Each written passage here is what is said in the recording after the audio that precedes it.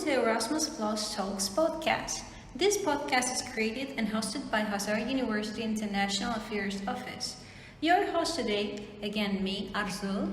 And me, Fatima. Here we'll discuss a wide array of topics related to the importance of Erasmus mobility exchange programs. So many of you would probably be interested to know what exactly is the Erasmus experience. So you will have the opportunity to learn more about Erasmus Plus student exchange programs, student life abroad, and we will have different guests for each episode, and they will share their unique experiences and many more. We are excited to welcome our special guest Ali. Welcome Ali to our podcast. Welcome. So how are you doing today, Ali? Thank you, I'm fine. So cool. Before going deeper to our talk, so let's share some background information. Can you briefly tell us about yourself? Yes, sure. So I'm Ali Mehdiev, and I'm second year student. Actually, finished second years in Hazar University. The second semester of my second year in university, I got a chance to experience Erasmus Plus exchange program. So in second semester, I went to Manisa, Turkey, and I started my studies in Azerbaijan University. So, yeah. Yeah, thank you for sharing. So I would be interested to know your general impressions about your Erasmus Plus mobility. Could you please share with us? Yes, actually it was one of the best experiences I had in my life because I learned a lot of stuff and I saw new places, I met new people, and it made new relationships between me and other people from different countries. And that's good because I have even some contact. I have contact with them now also, so it is good for my general, let's say, future, because in future we have even planned some programs between like some projects with them. So it's good that I got this chance. So yeah, I'm grateful. Okay, so I'm really interested, like, are there any differences comparing Hazar University with the Manisa Jalal? Or you can generally compare the two countries. What is the differences between Azerbaijan and Turkish culture? Comparing the countries, Azerbaijan and Turkey, there wasn't very big differences because since they are very close neighbor and their traditions and general peoples are also similar. But comparing universities, yeah, there were some differences, like the campus in Azerbaijan University, it was bigger and its facilities were more, like they had improved labs and the classrooms had better conditions. But the quality of subjects, like curriculum and the quality of professors, there wasn't actually very big differences. So both professors in Hazar University and in Azerbaijan University, both of them were good. But yeah, like I said, there was also one of the biggest differences that I noticed is library. They had very great library with the better conditions, better facilities, but yeah, it was even one building. It was just for library, yeah. But we don't have the same here in Hazar University. So yeah, that's all. Yeah, I know Manisa is a small city, and in which other cities you've been to while being in Manisa? Is there any chance for you?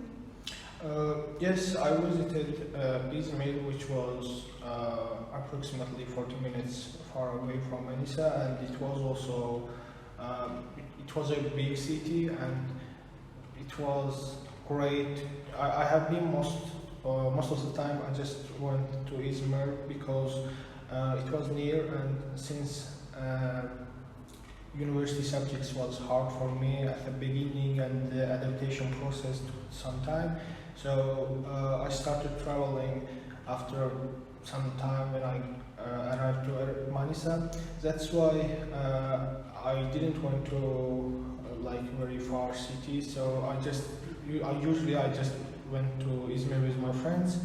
And yeah, Izmir is a great city. It has very historical places, museums, and it has also very great nature places like forests and seasides.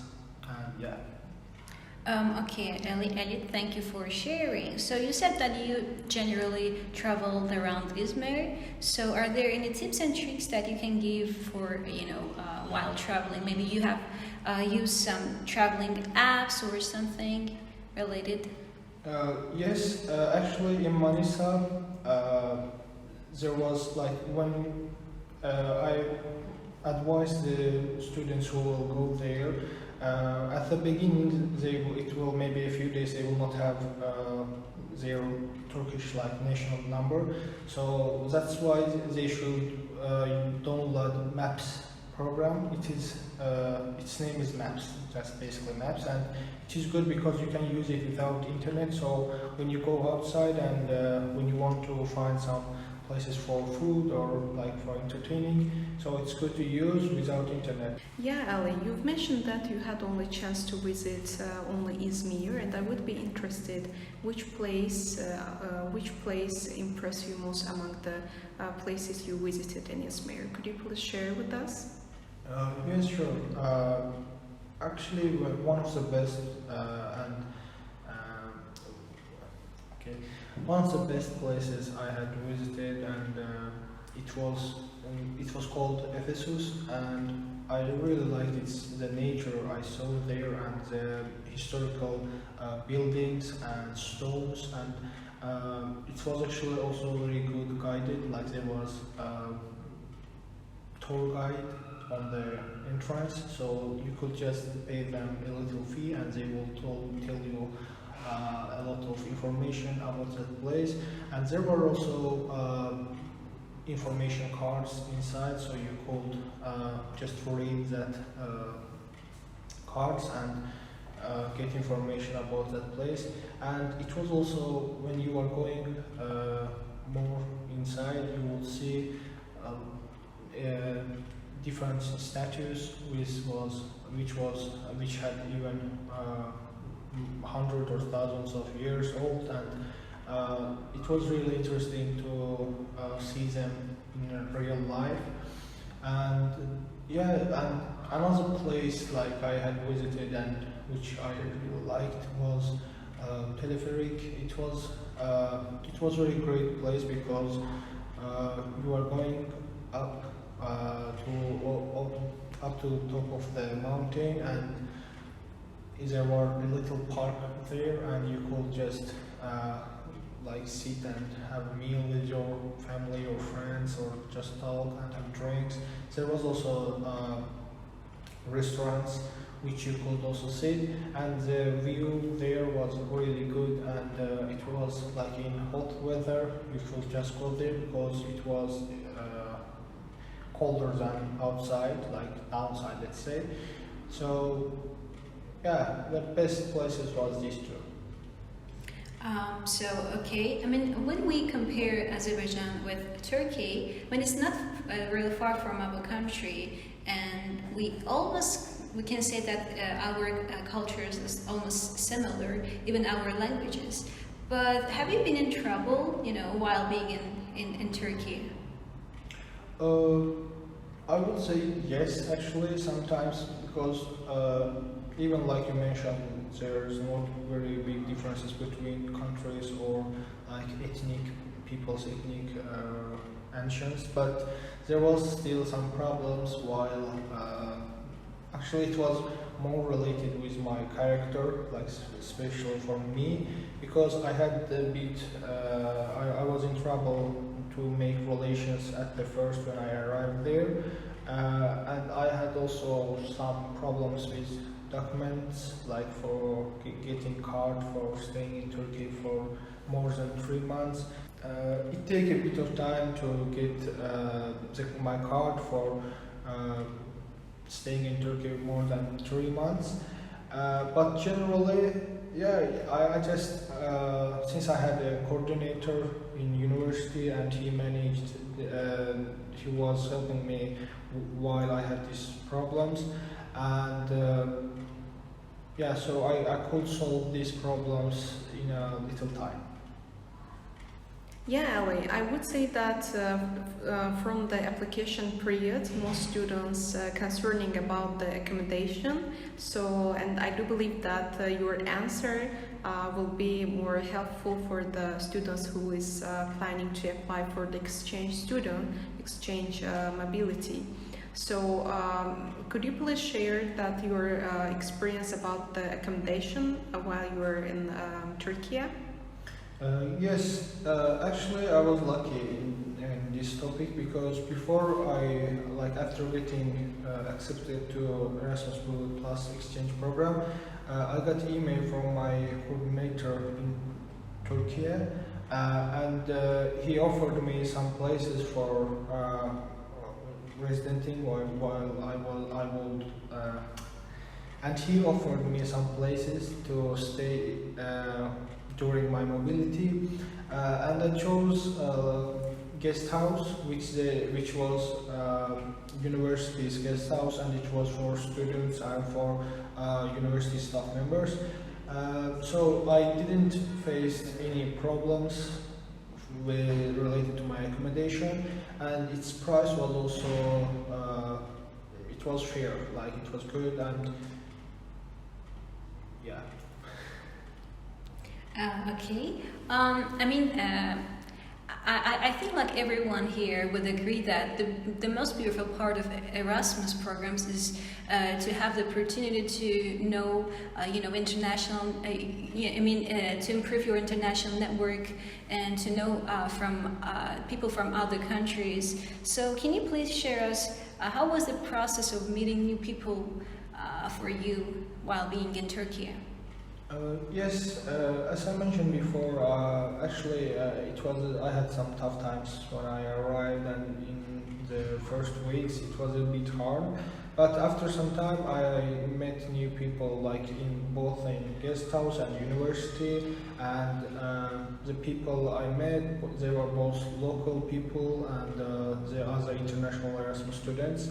So yeah, and it was really great because we could exchange our cultures with each other, and it was good to get information about other countries and know their traditions. And more important thing was like when you are far from your family and when you are living in a new place, it's hard to adapt to that place when you're alone. But with other international students, it gets more easier, and you can arrange different kind of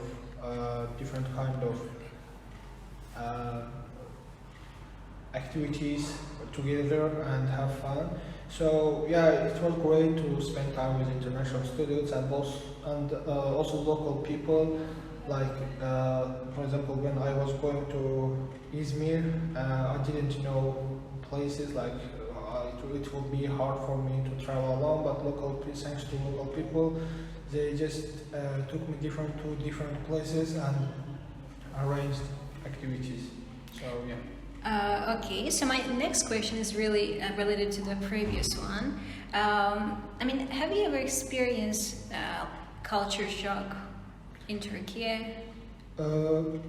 Yes, I did actually, because when I went to Turkey, it was hard at first to adapt because the actual new generation was a bit different from others, and so that's why it was hard to communicate with them at first, but later then I saw that they are also very friendly and hospitable.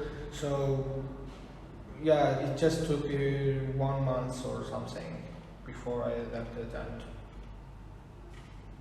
I didn't have culture shock. Yeah.